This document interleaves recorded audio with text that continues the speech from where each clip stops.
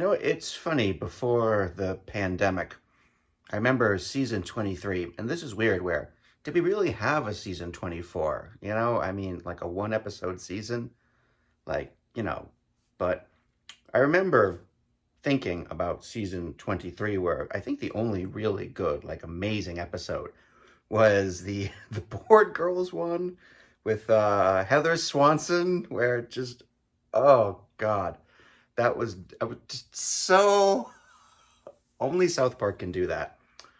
There's so many things where only South Park can do, like that last episode I talked about. But other than that episode, like the first episode was fun.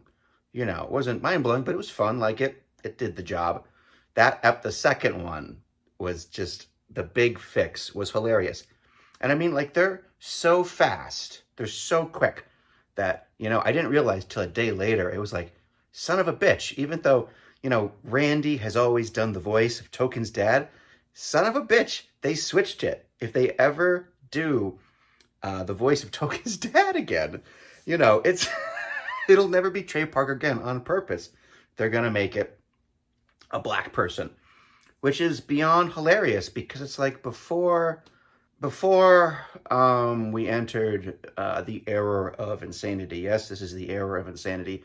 I've said it before. I've said it a million times, where this is the biggest plate tectonic shift in civilized history since we first started living in communities, where simultaneously, at once, we have, just like the agricultural and industrial revolution, the information age revolution that we're living now. But combined with that, social change has never moved that fast. Usually, it takes people at least a generation to get to a brand new form of acceptance. Like, for example, it took a while for my grandfather's generation to accept what they consider to be intermarriage. It's my generation, my dad's generation, it was tough to accept homosexuals. But like now, simultaneously now, not just that, there is a million things all at once that, our society is forcing people to accept. And it's too much for a lot of society to stand. Not am I saying that all these different types of people should not be accepted? Of course not. What kind of a piece of shit would think that? But there is such thing as too much at once, and how this can cause individuals social pain. Let's just agree for a sec, for argument's sake, that we should all be as flexible as possible. Yes, it's very important. Flexibility is a big important part of health. And imagine how horrible and despicable and painful it would be to force individuals to suddenly do a full split. You would split muscles. It would be beyond painful and horrific. And yet that is what a lot of people are saying right now. And if not, if you're screaming in pain, I can't accept all this right now. I can't stretch that way. I can't emotionally and mentally stretch that way. Then you're a piece of shit, which is beyond horrible. Why do you think we see such an insane backlash? And on top of that we are going through, even the entire planet is going through the biggest change ever. All this at once, people are going fucking crazy. And this would have happened even if there was no Trump and pandemic. So, before all of that, one of the absolute joys that all voice actors will tell you is, it's like, this is the place in acting. It really doesn't matter what you are. You can have everybody playing everybody. You can have black people playing white people, and Asian people doing these amazing Chris Rock impressions and everything. And that's gone now. And so, as a joke, it's the way South Park always does. Yes, from now on, I bet you $1 million, Token's dad will be a black voiced actor. However, the next episode, they brought back Mr. Kim. You think because I'm Chinese, I can build a big wall. And Trey Parker is once again doing the same horrible, stereotypical Asian voice. So it's almost like there's a million reasons why the joke behind the big fix, like, wow, does this really magically fix anything? The answer is no, it does not. It doesn't. So from there, that mind-numbingly amazing episode. From there, am I accepting every episode to be of that caliber? No, but I'm expecting things eventually to grow and build from there. We had that episode making fun of real estate people, which I liked, and it was fun. I don't like real estate people. And that is entirely, and that funny, that belief of me not liking real estate people is based entirely on the only real estate person I've ever dealt with. So there, I probably just offended like the millions of real estate people out there. But fuck you. I should be allowed to be judgmental about something, okay? Do you know, I'm a human fucking being. And it was funny how they made fun of this yuppie culture. But something started to make me feel odd about when they started to make fun of all these yuppies. Where it's, it was hilarious, but, I mean, Trey Parker and Matt Stone are now literally, so beyond yuppies. They are literally stone throw away from being billionaires, Hollywood elite. The exact same people that they've been lampooning and making their bread and butter off of this whole time. Horribly making fun of. Well, that's them now. So it felt odd to me. Like, I thought that was so hilarious. All the people go around, all they can say is like, Fresco, and Tesla, and bottled water.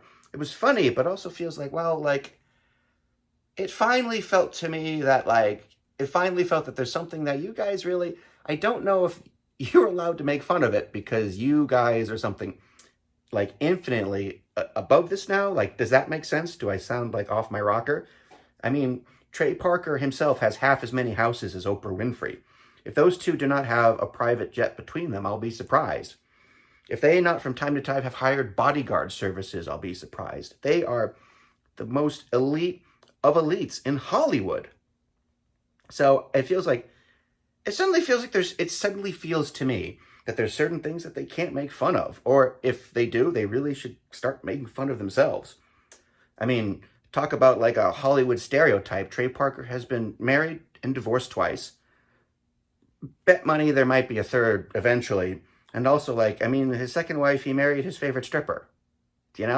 Where it's like, to bash, am I saying there's anything wrong with that? No, but what I'm saying is where you're bashing the entire Hollywood culture for so long. And then you crystal clearly do things where if you didn't do it as part of the Hollywood culture, look, if you were 45 years old and you married like your favorite stripper who was almost 20 years younger than you, like, wouldn't people kind of think you're a piece of shit?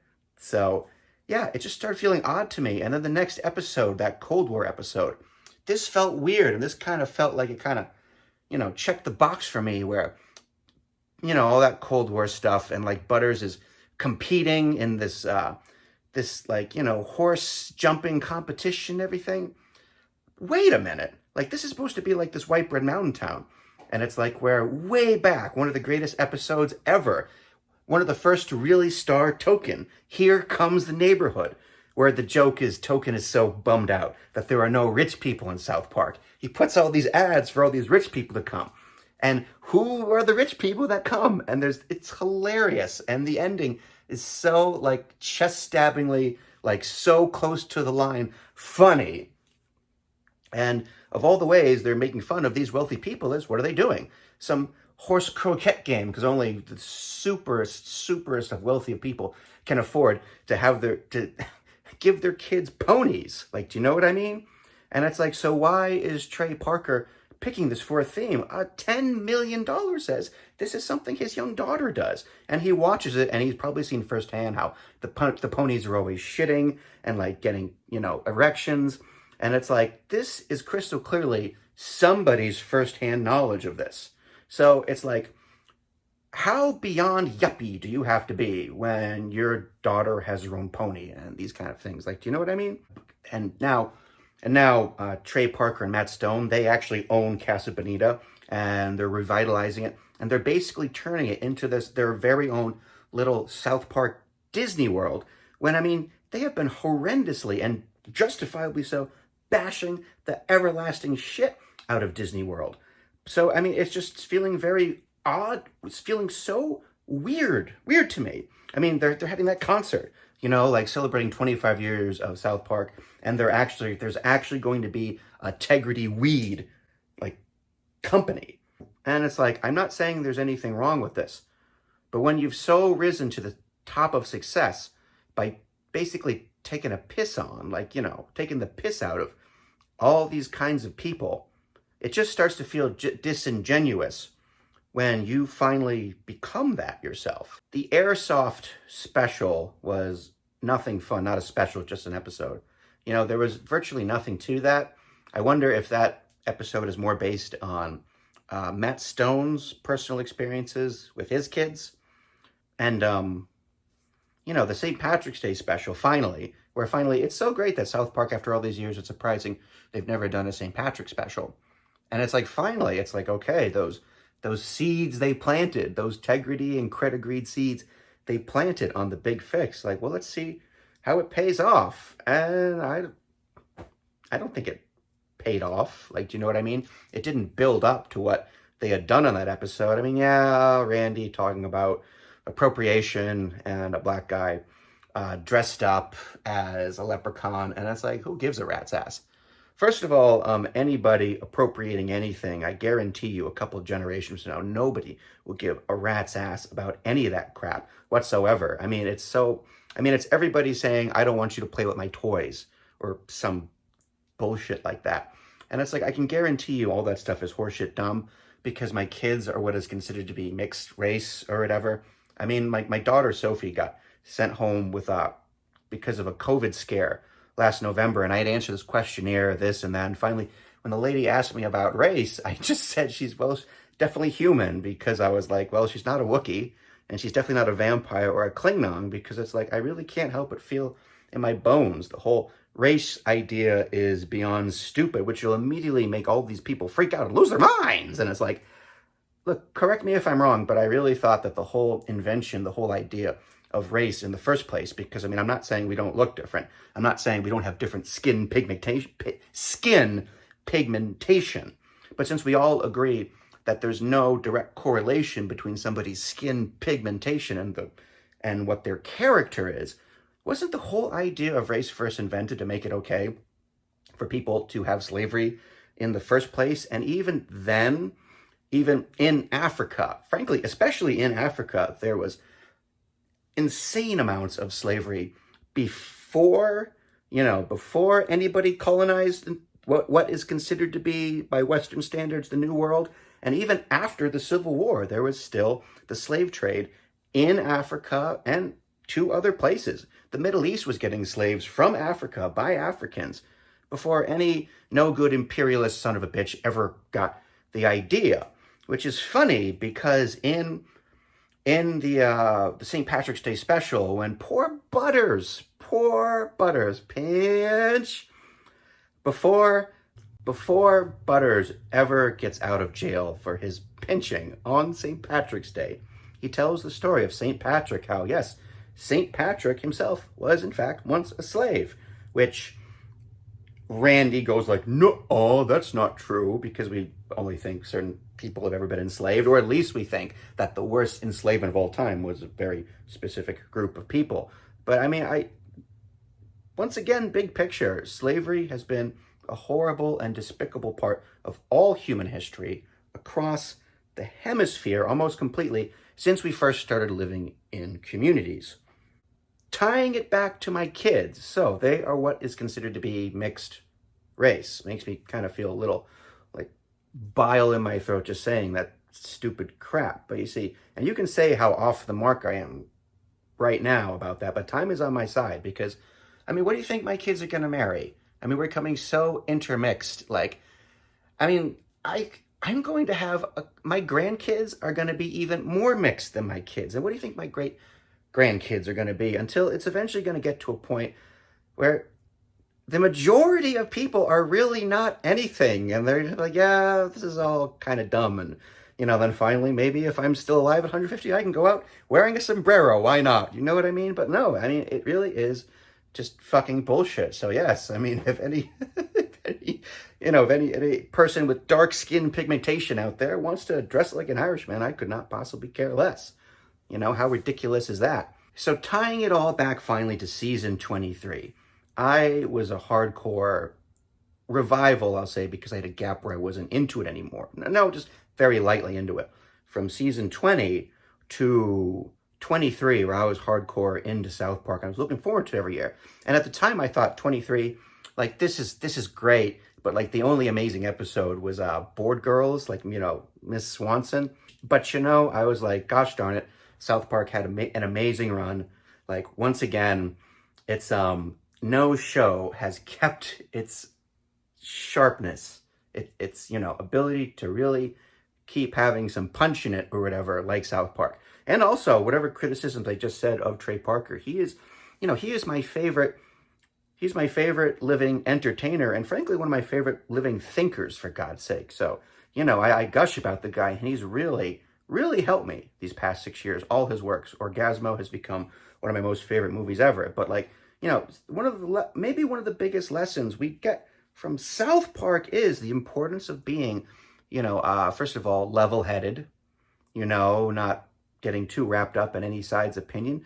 Maybe one of the biggest lessons from South Park we ever get is the importance of always having a bit of a criticism, a bit of a bullshit detector, even for the things we love. This show has always been one of the best at calling everybody's bullshit out. But no, something tells me, honestly, that the people who create this show, it's getting to a point where they might have to call out their own bullshit as well. Because it is very strange with Trey Parker, where it's, everything, it's really strange with Trey Parker because it's kind of silly and maybe even a little bit sad. But everything we have, thanks to Trey Parker, and first of all, there'd be no Trey Parker without Matt Stone. Everything we had is simply because he was engaged to this lady and she cheated on him and broke his heart, and he probably would have been just like a music teacher otherwise. I'm sure a really good music teacher. But it's like he wanted to do something to pick himself up out of his depression and also maybe give this person a nice big fuck you. You know what I mean? Like, fuck you, look at me, look what I've done and everything. And you can crystal clearly hear him articulate this if you ever watch the Cannibal the musical audio commentary. So his whole life has been entirely about giving everybody the biggest fuck you he can. And he is the greatest at it. He is the Mozart of giving people a great big fuck you. And we've all benefited from it horribly. We've benefited horribly from all of Trey Parker and Matt Stone's works. But it's like, is he not seeing how things are going full circle and inevitably the fuck you is going to be on him?